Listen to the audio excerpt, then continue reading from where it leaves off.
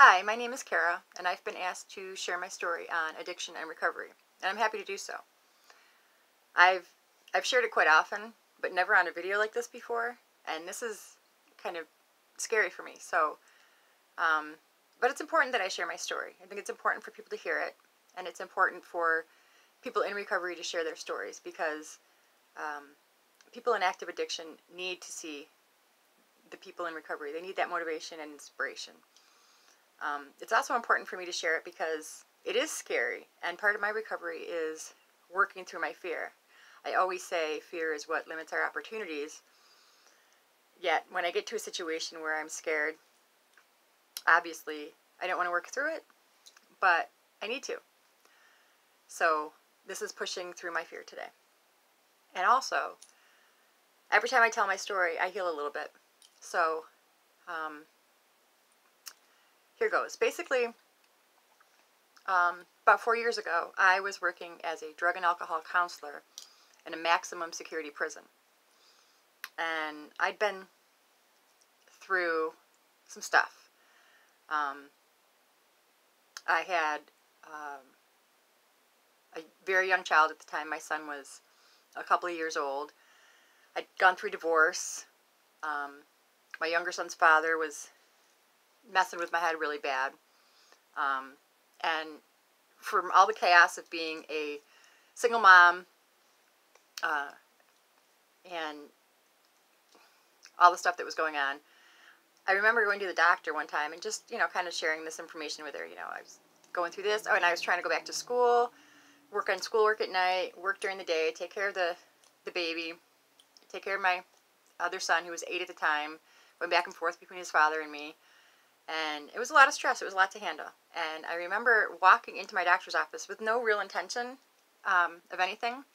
And walking out with a script. This is several years ago, of course. But walking in with no intention. Walking out with a script for Adderall, a script for Xanax, and a script for hydrocodone. Because I had a really bad knee that needed surgery. But because of my situation with being a single mom and all that, I couldn't get surgery right away. So she said, why don't you just do this and hold off until you're in a better situation when you can get the surgery.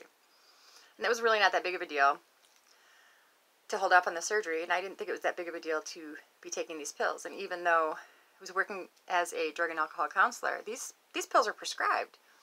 And I took them as prescribed for quite a while. I didn't abuse them until a couple years later. A good friend of mine had been in a car accident and was on morphine IRs and morphine ERs, the extended release and the instant release. And when he ran out, he would buy what he needed. And he was very close to my son, more of a father than his own father was, in fact. And he would come over, and he introduced me to snorting them. And so he'd come over and he'd go in my room and cut one up, and then he'd come out, and I knew that there was one in there for me. So long story short, that kind of escalated, and then for a couple of years, and of course tolerance increased, frequency increased, but I was so far in denial that I just rationalized it and justified it. I had a rational brain, but I had an addict's way of thinking.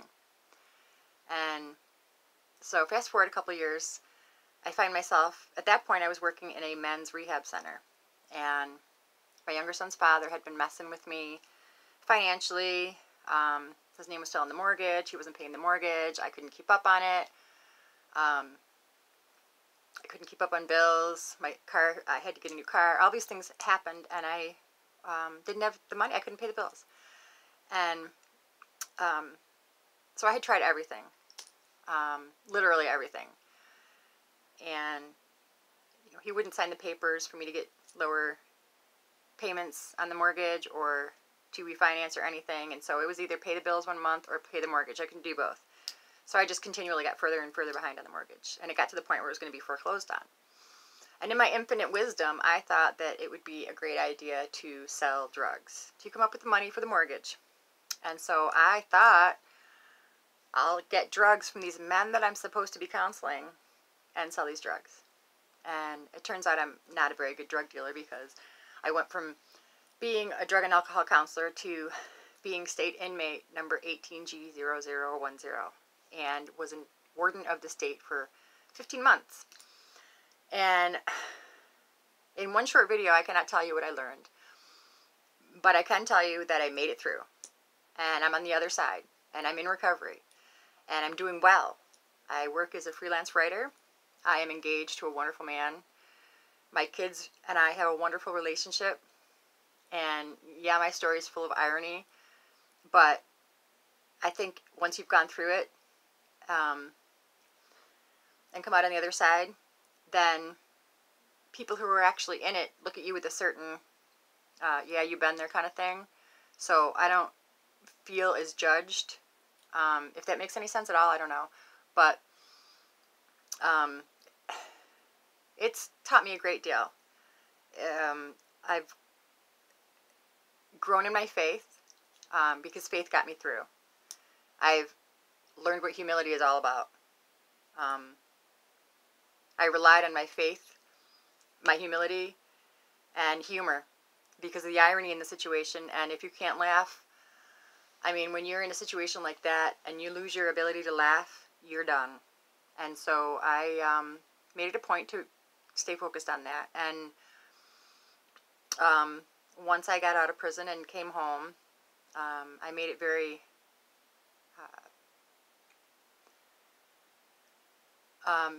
it was my number one priority to stay focused and do what I needed to do to not make what happened to me be for nothing. Not only was it my recovery, but I felt like I was also responsible in some small way for everybody else that was struggling, because I feel like we're all somehow connected and on a certain level. I mean, addiction does not discriminate. I mean, we know that, but I've lost so many people, and it's so unnecessary. Addiction is such a horrible, disgusting, sad thing, but recovery is beautiful. I mean, I've learned what a beautiful person I am, what I'm capable of. I've learned things about myself that I had no idea, and I've shared that with people, and I've watched them share that with other people, and it's been a great inspiration for myself. And, you know, I can only look up from here.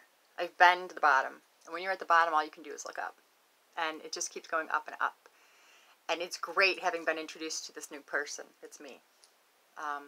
In fact, my father is the kind of man that every time he met a new family member, he always wore a suit and tie. Like when a child was born, he'd go to the hospital and wear a suit and tie. When he picked me up to bring me home from prison, he wore a suit and a tie because he felt he was meeting a brand new person. And he was. I'm not the same person I was.